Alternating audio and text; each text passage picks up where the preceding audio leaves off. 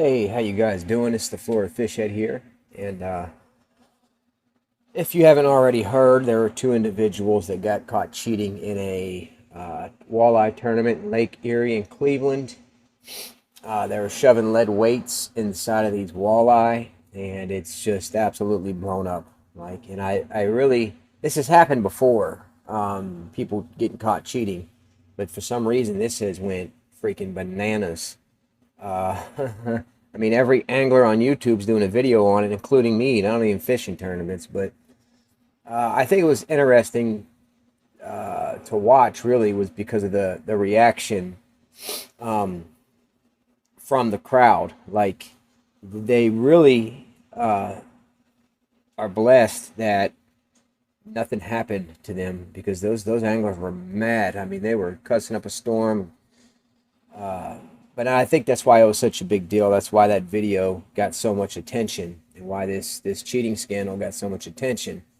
Plus, one of the individuals that got caught was in his boat that same tournament bragging. I did a video on it. It's on my channel if you want to check it out. The video's in there too. But we are going to be going over the WBUR's article, Something Fishy, Bass Fishing's History of Cheating. This isn't the first time that this happened. This is, but this is the thing about that. I'm just a local angler. I do a lot of my fishing from the bank. I'll catch snook, tarpon under Everglade bridges out here in Naples, or I love fishing for bass. Um, you know, but sometime down the road when I get a little better, because I'm an amateur fisherman, I really am. I mean, I fished in West Palm Beach when I was young, way back in the day, for about 5 years straight, almost every day. But I quit for like 20 years. I quit fishing. Um, what are you barking at? Come here. Say hi to YouTube. Say hi to my fellow fish heads. It's the boy right here. He needs a haircut. Look at him. He's a good boy. That's a good boy. He's like, why are you holding me up like this? What did I do? Are you good boy? You good boy. You good boy. All right.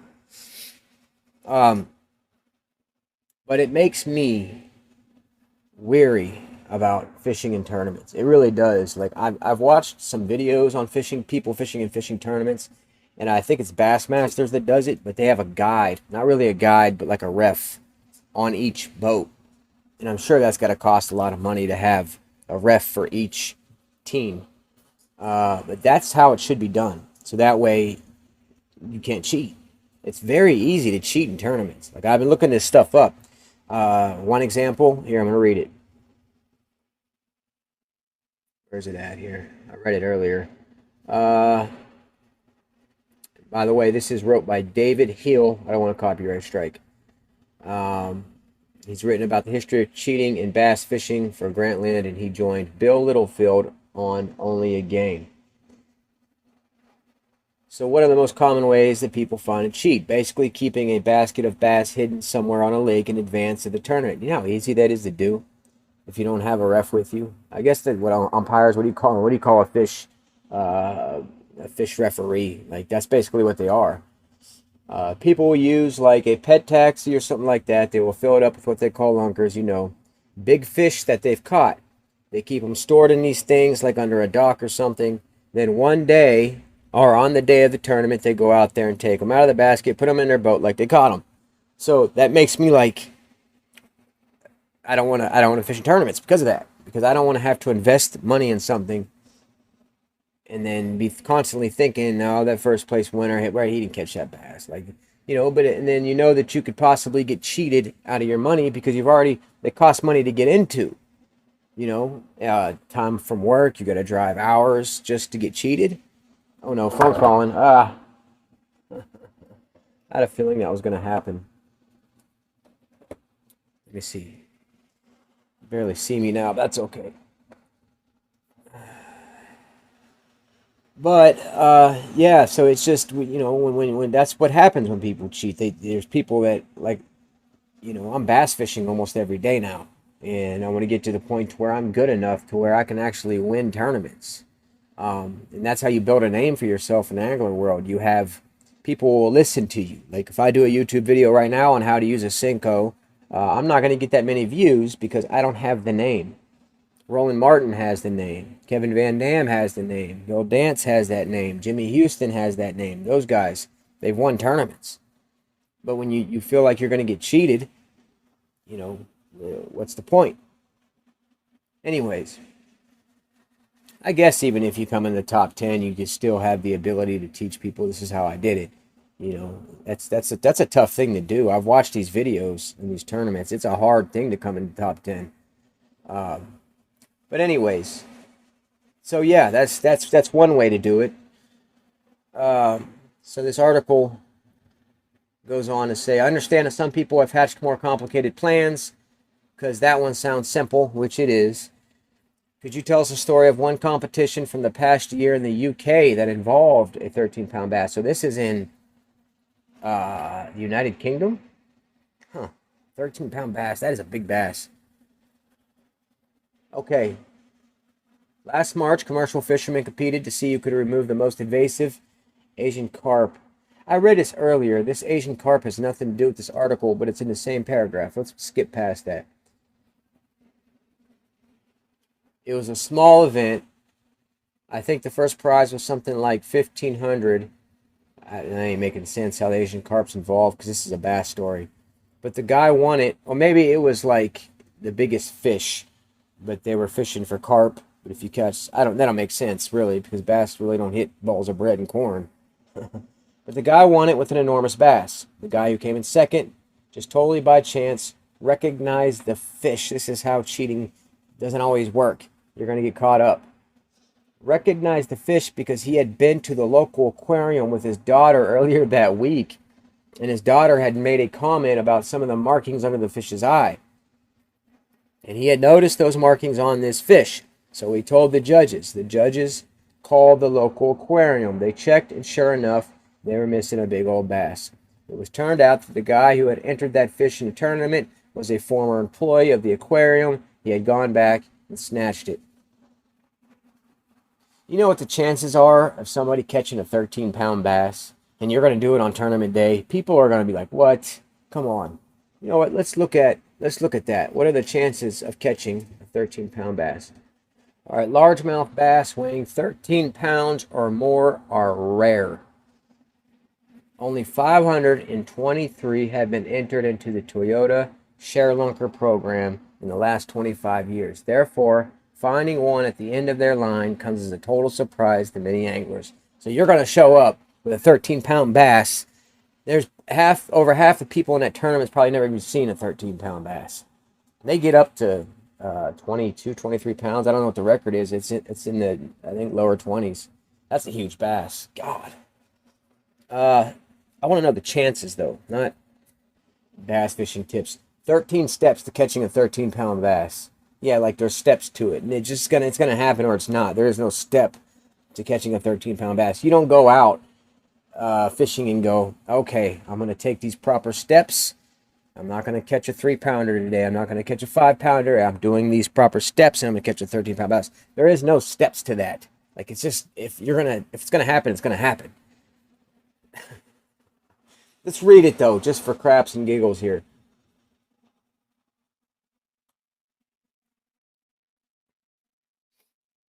See what the 13 steps are to catching a 13-pound bass.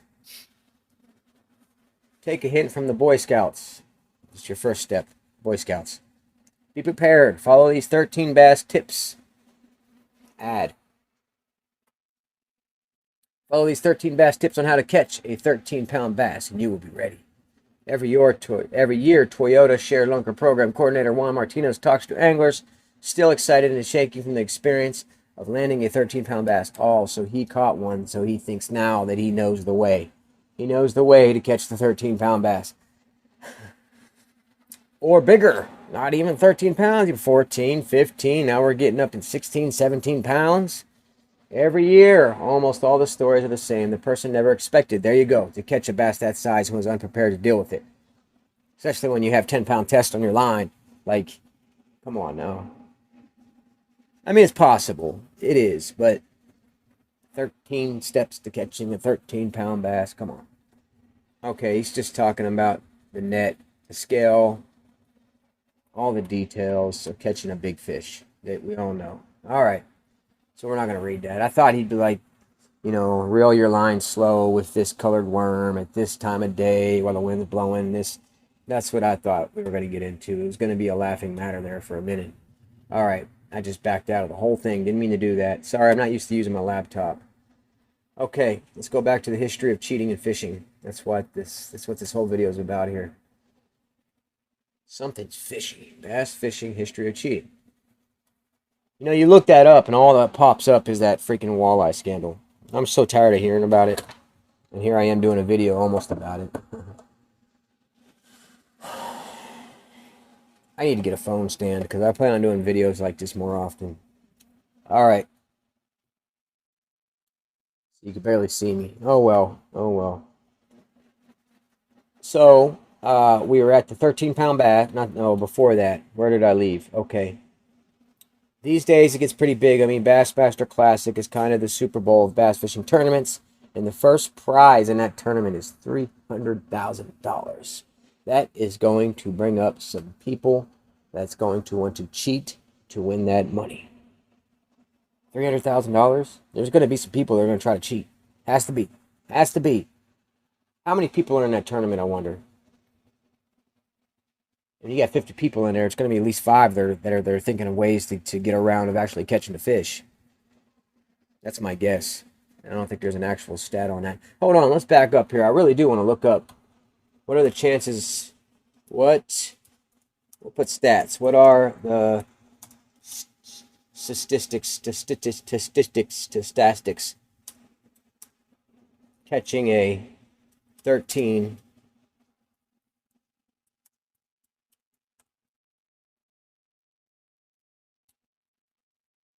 chances? It's what I want to know.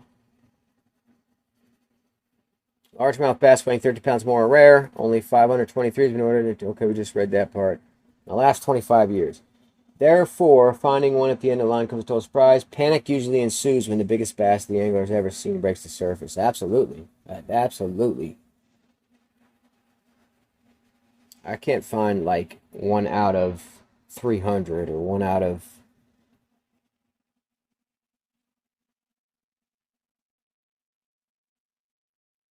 See, there's got to be a stat on it. I know it's something crazy. Like if you catch a 20-pound bass, like the chances of that are like 1 out of 500,000. Like it's crazy.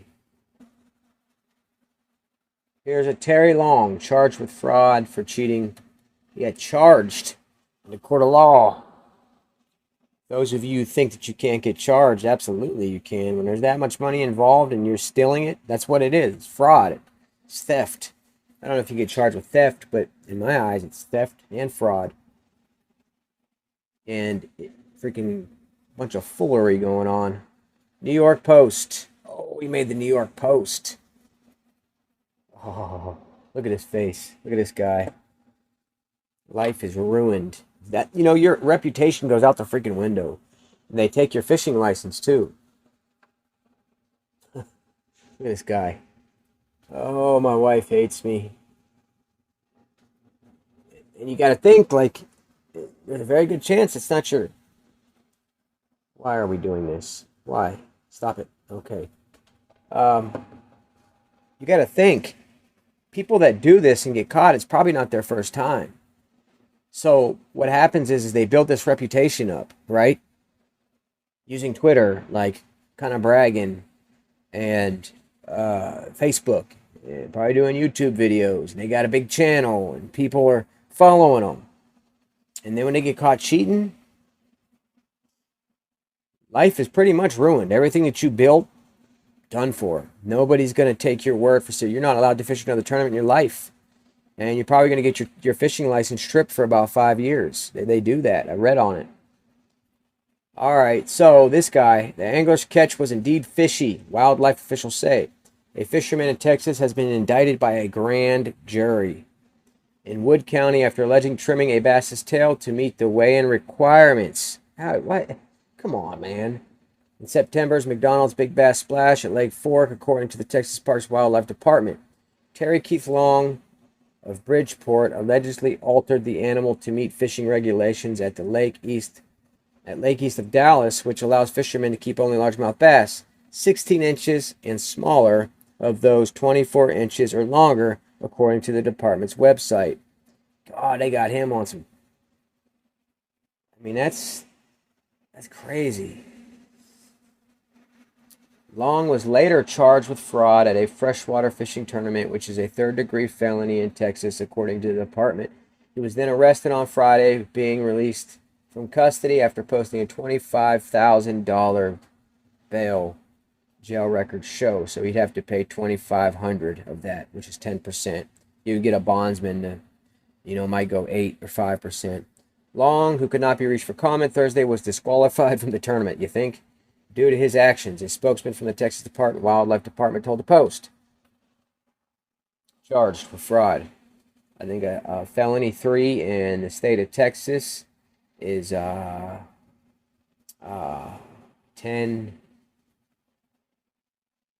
2 to 10, I believe. Because the state jail felony is a felony 4, which is, I think it's 2 to 10. Anyways, he'll probably get probation if it's his first felony.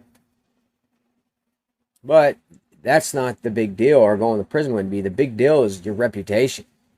And what makes it worse is, like I said, when you're winning those tournaments over and over again, and you got a social media following, and then you get caught cheating. Holy crap! You're never gonna be able to build that again. Never. Your life's over. Your fishing life. You might as well go work at Walmart.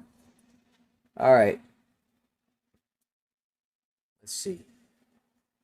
I want to find some more. Everybody knows about the walleye cheating tournament.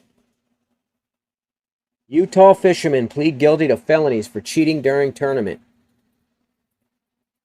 The scale of justice reeled in a couple of Utah men who were angling to win a bass fishing competition, but ended up pleading.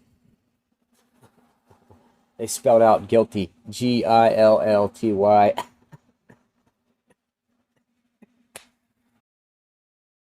Guilty. Okay, all right. Wasn't that funny? All right. Pleading guilty to felonies for cheating, according to reports. Robert Dennett, 45, and Cameron Wooten. Why do I know that name? Cameron Wooten. 35, both of Washington City. I've never lived in Washington. How do I know Cameron Wooten? I have to look that up. Both of Washington City recently admitted to legally relocating fish. See, that's a simple one. During a 2018 tournament at Lake Powell, the St. George News reported, they captured or unintentionally aided a co-defendant in capturing several bass fish from the Quail Lake Reservoir without the proper authorization of permits, then transported the fish to Lake Powell, according to charging documents. The men relocated the fish with the purpose of influencing the outcome of the contest, the documents state.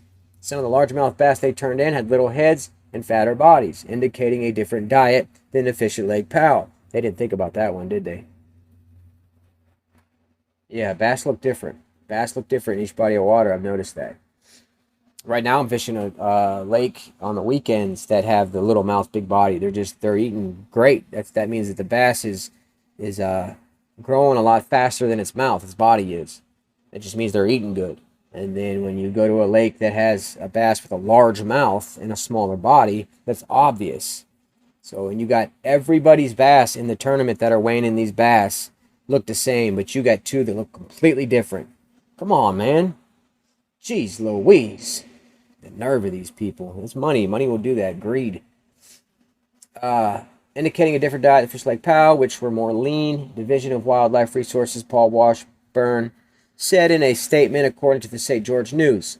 The fish also had red fins, which indicated they had undergone some stress trying to get out of the live well. Officers with the Utah Division of Wildlife Resources received a report of illegal activity on October 21st, 2018 through a hotline. Under Utah law, it's illegal to transport live fish to other areas of the state without proper authorization.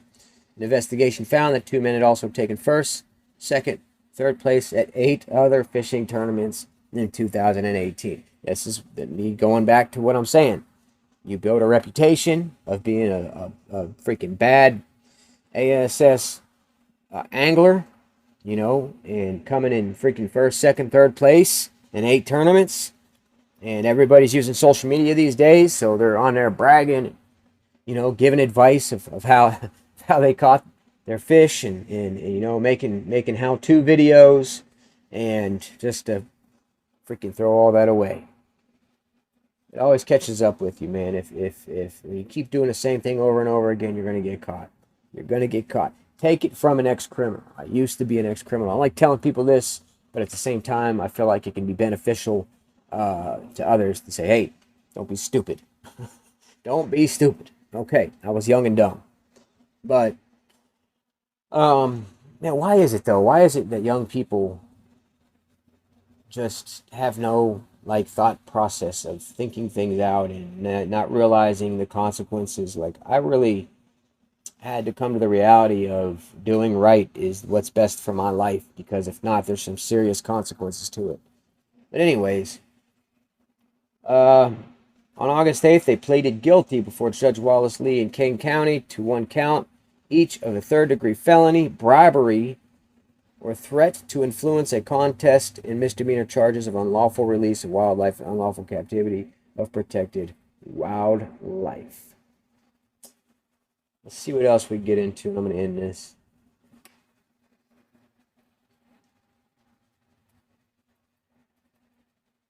Oh, I clicked on cheating and it's bringing up cheaters. Like poker cheater, relationship cheater. Adam Levine hits the beach with wife, kids amid cheating scandal. Can you imagine being a celebrity, man, and having to deal with cameras in your freaking face all the time? You go to the beach and you get TMZ and everybody else like hiding in bushes and all that. They're freaking nuts. The paparazzi's nuts, man. I could do it. Well, I could take the money and fame for all that, but everything else is. But that's what comes with it. There's nothing you can do. That's all I got. So those are two examples of cheaters. It's just, it sucks. It really does, because of anglers like me who I'm an amateur right now. I'm still learning the bass game, and I'd love to hit some tournaments one day, maybe win some big bucks. I consider myself a pretty good angler as far as being an amateur, and a great amateur angler. I'm not a pro, but I catch some decent fish, and I would like to make this a living one day, and a great way to do that is through tournaments. That's how you build your name. I could, I'm building my channel slowly, and that's going to pay off one day. But if I wanted this to speed up, I could hit some tournaments. But when I'm worried about people cheating, it's like, man, it kind of makes me second guess it. But anyways, that's all I got. I got other videos on my channel, fishing videos. I just made a good one. Just uploaded one about an hour ago. Catching some decent bass off a ribbon tail. And I catch snook, sharks, Jack Crevalle, anything that Florida has to offer. Naples, Florida. That's all I got. Thank you for watching. And remember, don't cheat. And God bless. Don't cheat and God bless. There we go.